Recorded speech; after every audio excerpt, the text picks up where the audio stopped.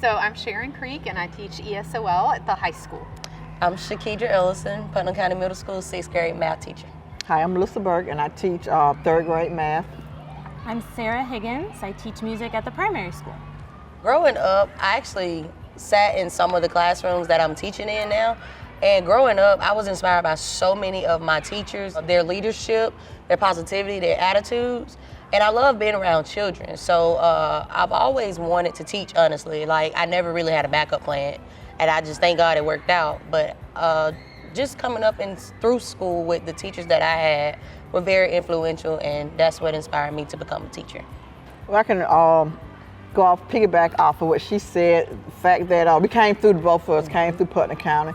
And being a small town, you would see these people out in your community at the grocery stores and stuff like that, and be amazed about the teacher. So it just made me want to be one. And, so that's what I decided to do.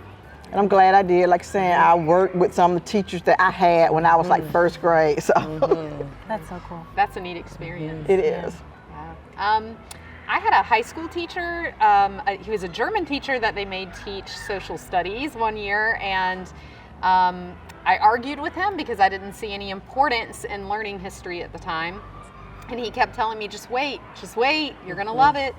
And by the time I was done with this class, I wanted to be a history teacher, which I did for 17 years. And then I started working a lot with the ESOL students in my classroom in Gwinnett. And I had always wanted to do international mission work. And really, the Lord just laid it on my heart that my international mission work was right here with those kids.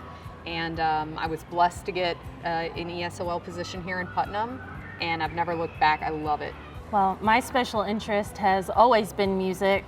I remember being so little and always being so obsessed with sounds and making sounds and hearing sounds. And I have a specific memory of being in 2nd grade music class, and we were learning about eighth notes, and I was just sold. I thought that was the best thing I had ever learned. And I just kept doing it ever since. I guess I used a lot of interactive games and stuff like that to make a connection with them, and real world, like a lot of times the kids can't be still as long as we were back then and stuff like that. So let them get up and move around in the room and stuff like that.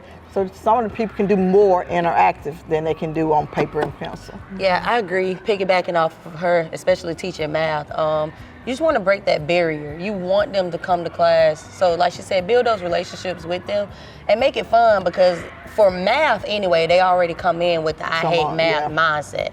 So you just want to do interactive things, like she said, to get them up and moving, so it just won't be a boring old class. Like, you want them, I'm ready to get them results in this class. Like, that lets me know that, okay, I'm getting through to them as well, and they're retaining the information that, I'm pushing out to them.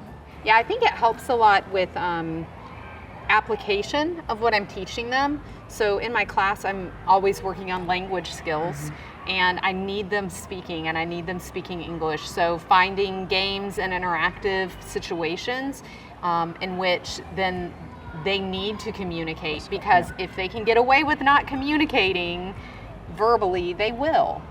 Because it's hard for them, and it's a real stressing point for them. So to try to make it fun, to try to make it interesting, I do as much interactive things as I can.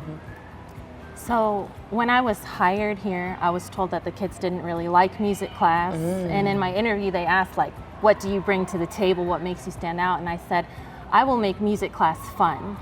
And everything that we do, I try to make it into a game, so they don't even know we're learning. They go back to their classroom, what did you do in music? We played, we did play, but we learned a lot. When we do our singing games, we'll sing that song dozens of times, and they don't realize they're practicing because they think we're just playing a game.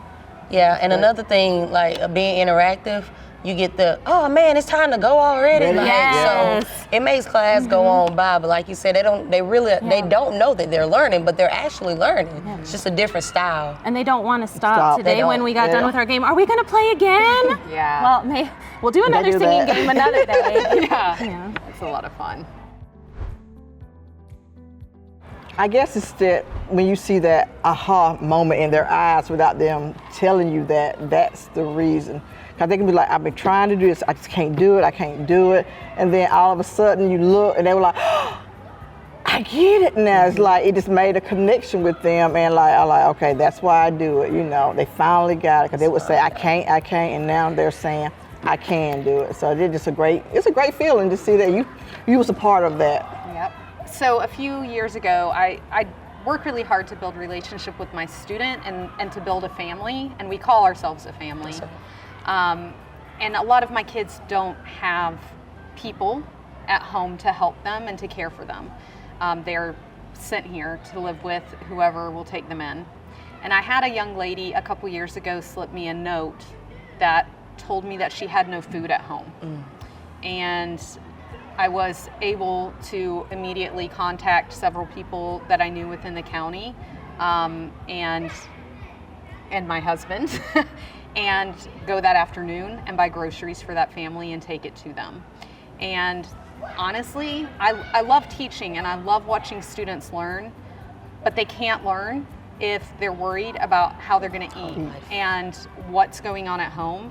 And so I think for me, that's really why I do this, is to give students the opportunity to learn and to make sure that they have that true opportunity. So that was probably that moment where I went, yeah, this is why I'm doing this. To piggyback off what you said, it's those little notes, whether they're at the end of the school year or sometime throughout the school year. But it's always those little notes that they write and want to give you.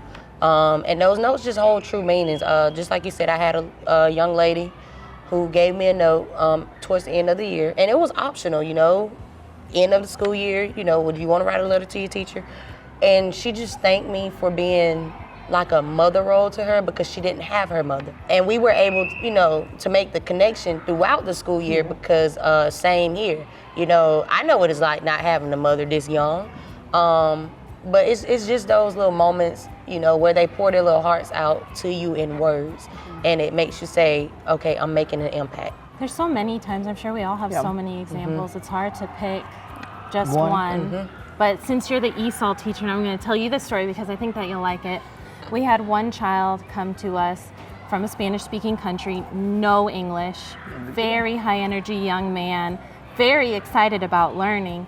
But by the time he left us at the primary school, we have this big Veterans Day program and we wear the military uniforms, and look at him being a leader, having a solo on stage in English, in the military uniform, singing about how much he loves America. Then moves on to the elementary school and they do the show Willy Wonka, and he is the starring role, Willy Wonka, with the most lines and everything. And you would have never known that English was his second language. That's awesome. And it was so nice to see that growth, especially in music. Yeah, absolutely. That's amazing. It's a lot. I guess at the elementary, we get so many notes. I love you, Miss Burke. I'm your favorite teacher and stuff like me. You know, especially from little girls and stuff like that. You get so many of them. And I do keep them. I got a little portfolio. I just take them down and I just put them inside of, and every once in a while you go back and you just look at them. Yeah, it's so meaningful to have those moments. And I remember like last week I took the students to the beach and had several students who had never seen the ocean. And I remember one year having a kid come from Chile and he had never seen snow. And it snowed outside and we got to go outside and he saw snow for the first time. And yeah, it's those special moments that you know you're building memories for that kid, you know? Yeah.